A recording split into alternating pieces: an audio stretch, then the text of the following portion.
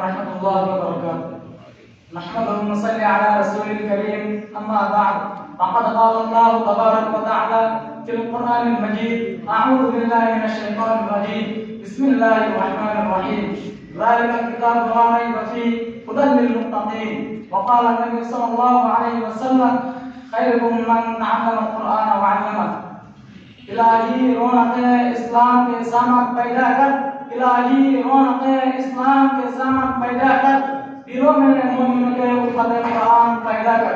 صدر محترم، اشتد رونق افروز بزرگان دین اور حاضرین مجلس، آج اس محفل میں اور آج کے اس مبارک جلس میں میرا موضوع سخن یہ کہ سب سے بڑی مقدس کتاب قرآن پاک ہے. ہمیں چاہتے ہیں سورت الرحمن کہ اس کا ایک ایک حرف سچا اور صادق ہے. وہ قرآن پاک، اس کی زبان مقدس، بیان مقدس، جو وضاحت و بلاغت کا ڈھانچے میں سمندر ہے، جس کے مطابق ارشاد ربانی ہے.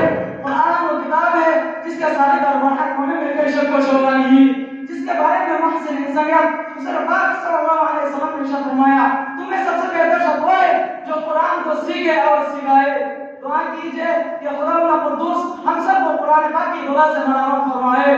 نوجوان دوستو، قرآن پاک رب الجلال کی طرف سے آتا ہے اور محسن وحدہ ہے کہ جس نے 23 برس کی قریب مدت میں پورے عالم میں انقلاب برباد کر دیا کہ بڑے سے بڑے صحابہ بلاغت کا حیران شان کر رہ گئے. میں انہیں چند باتوں پر اپنی تقریر کو ختم کرنا چاہتا ہوں. دعا کیجئے کہ اللہ تعالیٰ تمام مسلمانوں کو قرآن سیکھنے،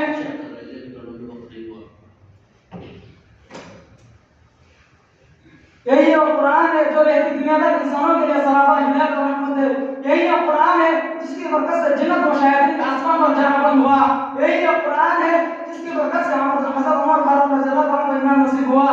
محترم حضرات، آج کے اس مغرب دور میں حفظ کلام پاک کو فضول سمجھا جاتا ہے، اس کے آغاز رٹنے کو حماقت بتایا جاتا ہے، کہا جاتا ہے کہ اس کا رٹنا اور بے سمجھے پڑھنا بے سود ہے. افسوس، صد افسوس، قرآن پاک کے بارے میں ہمارا یہ خیال، جس کے بارے میں شانچہ جناب محمد رسول اللہ صلی اللہ علیہ وسلم نے ارشاد فرمایا: تمہیں سب سے بہتر شخص ہوا قیامت کے دن حدیث قرآن سے کہا جائے گا قرآن پڑھتا جا اور جنت کے درجے پر چلتا جا اور دیر دیر تک پڑھ، جیسے کہ تم دنیا میں دیر دیر تک پڑھا کرتا تھا. بس تیرا مقام اور ٹھکانہ وہی ہو جہاں آخری آیت پر پہنچے. یاد رکھو، یہ قرآن دنیا کی سب سے بڑی نعمت ہے. یہ زمین و آسمان، چور اور ستارے کو اس نعمت کا مقابلہ نہیں کر سکتے.